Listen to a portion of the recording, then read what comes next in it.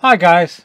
Now this video has taken a little bit longer to get out than I would have liked due to illness and sadly injury. However, I thought it was still worth talking about some of the things I'm looking forward to during the year. Now some of the things I was looking forward to in January have already come to fruition. For example, rFactor's new modding system, which is so much better than it used to be. No longer are you loading up the game and waiting an age. Now it loads up for you beforehand and you can go in, play the game knowing full well that everything is up to date. In fact, it also now lets you know what mods you already own. Yay! So with most of Q1 already out of the year, what else am I looking forward to for the rest of 2023? Let's find out, shall we? Dynamic weather in iRacing. Let's face it, other sims have been doing this for a long while now and iRacing is really behind the curve. But some of what I've been hearing could be super exciting to experience. It also introduced those that have dedicated themselves to this one sim to the dubious pleasure of changing weather patterns. It could be equal parts great and terrifying, and I'm really looking forward to seeing how it comes out. Heusinkveld's Smart Control Live. Heusinkveld users will rejoice everywhere. I tend to run different brake configs for different types of car in different sims. And right now, for me, that means with Smart Control, I have to go in and change those things before I load up the sim. I can do it afterwards, but it's still a bit of a palaver.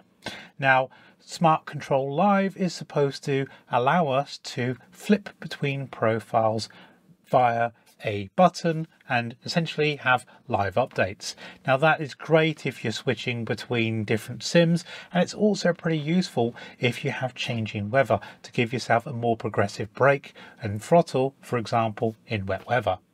Right now that's all manual and it's not really feasible to be doing that mid-stint.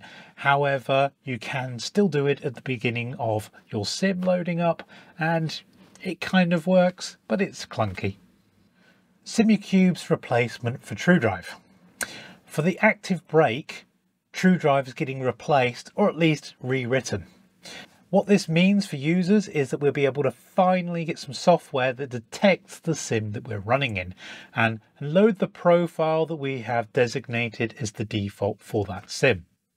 Big deal, I hear Fanatec watchers proclaim, who've had this feature for ages, but for those of us that are using Simucube hardware, it's been a right royal pain. You'll still have to change your profile if you have anything bespoke for an individual vehicle, but it's at least a step in the right direction. It'd be nice if this new software also allows us to set profiles that we can toggle from that base. We'll have to wait and see what Simucube have in store for us. Talking about Fanatec, as we just have, I'm keeping a close eye on the TCR wheel that they have been developing. It looks fantastic, I have to admit. It also has some great features.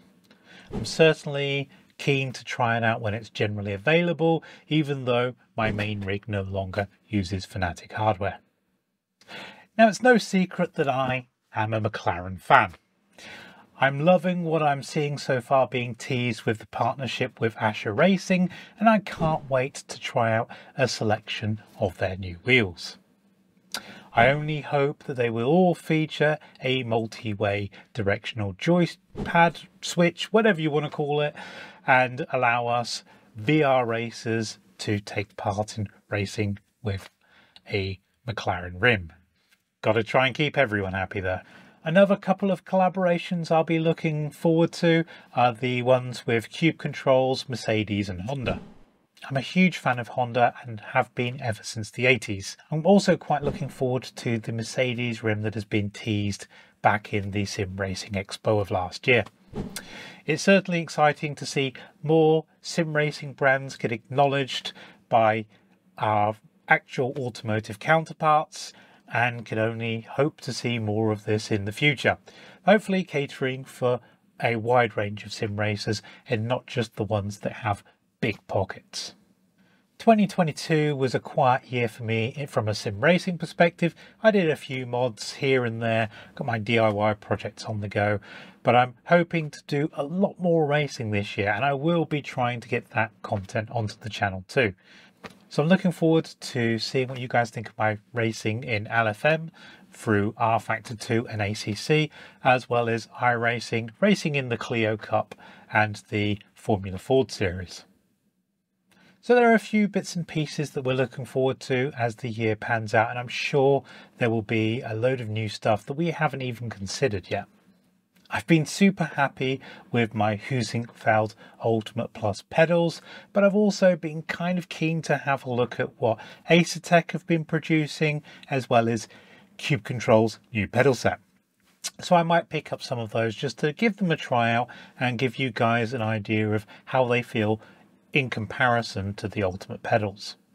If I had to pick one thing that excites me most in 23, I'd have to say it's probably weather in iRacing. Now, I know many of you will be balking at that and just saying, hey, I've got weather already, why do I care?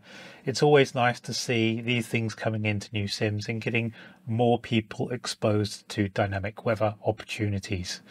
Some racers, myself included, I have quite good feel for the brake pedals, so having some really dodgy conditions might help me get to the front a little bit more. Now, part of my reason for doing this video is because I am injured and I can't currently race.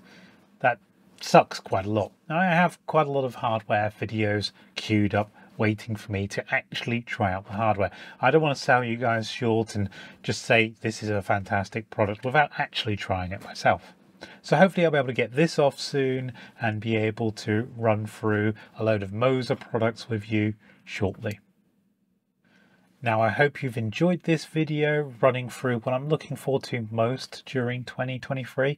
What are you looking forward to? Don't forget to write in the comments, because I'd really like to know what are the things that you are keeping a close eye on for this year. If you've liked this video, don't forget to give it the thumbs up. And if you like what I'm doing on this channel, don't forget to support me by mashing that subscribe button. So that's it from me for this episode. Until next time, guys, bye-bye for now.